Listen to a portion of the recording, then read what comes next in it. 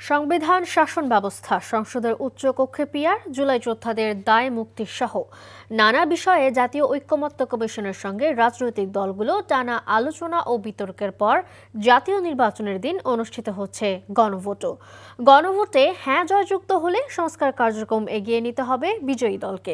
বিএনপির দেওয়া note of ডিসেন্সকেই কি না ভোট মনে করছেন তৃণমূলের নেতাকর্মীরা?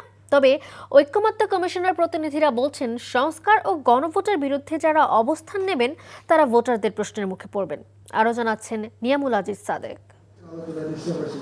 রাজনৈতিক দলগুলোর ঐকমত্যের ভিত্তিতে সংস্কারের ৩০টি প্রস্তাবনা, জুলাই সনদ অনুসারে সাংবিধানিক প্রতিষ্ঠান গঠন এবং উচ্চকক্ষ গঠনে নাগরিকগণ ভোট দেবেন। এগুলোর পক্ষে হাঁ ভোট আর বিপক্ষে থাকলে না ভোট। এবারের গণভোট হ্যাঁ জয়যুক্ত না হয়, হবে না, বাট আমি বলছি যদি না হয় তাহলে একদম নিশ্চিন্ত থাকতে পারেন যে বাংলাদেশে ফ্যাসিবাদ আবার ফিরে আসবেই, কেউ ঠেকাতে পারবে না। কিন্তু এ নিয়ে চলছে বিভ্রান্তিকর নেতিবাচক প্রচারণা। নারাজ হলো বিএনপি।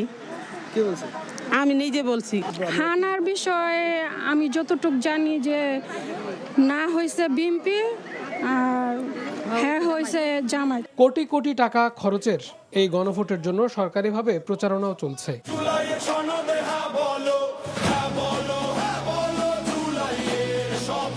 অধিকাংশ রাজনৈতিক দল প্রকাশ্যে সভা সমাবেশে এবং ডিজিটাল প্ল্যাটফর্মে হাঁ ভোটের পক্ষে প্রচারণা চালাচ্ছে। তবে এর বিপরীতে সামাজিক যোগাযোগ মাধ্যমে নেতিবাচক প্রচারণা চালাচ্ছে কার্যক্রম নিষিদ্ধ আওয়ামী লীগ। যদি হা জয়যুক্ত হয় তাহলে আওয়ামী লীগ একবারে আর কোনো মিটিং টিটিং হবে না, মিটিং টিটিং সংসদে কোথাও উঠবে না। ওই হার মধ্যে এই লেখা আছে আওয়ামী লীগ নিষিদ্ধ। তৃণমূল ও স্থানীয় বিএনপির কেউ কেউ বুঝে কিংবা না বুঝে না ভোটের পক্ষে প্রচারণা চালাচ্ছেন।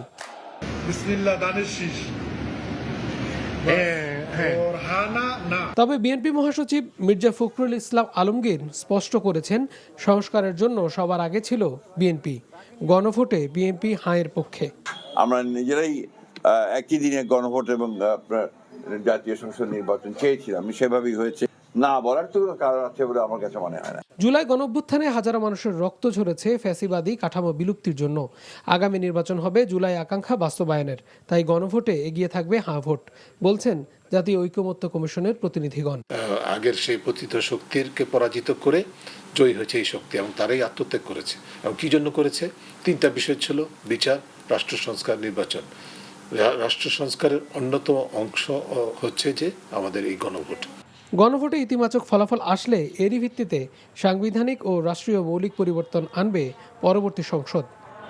Niamul Aziz Sadek, NTV news, Dhaka.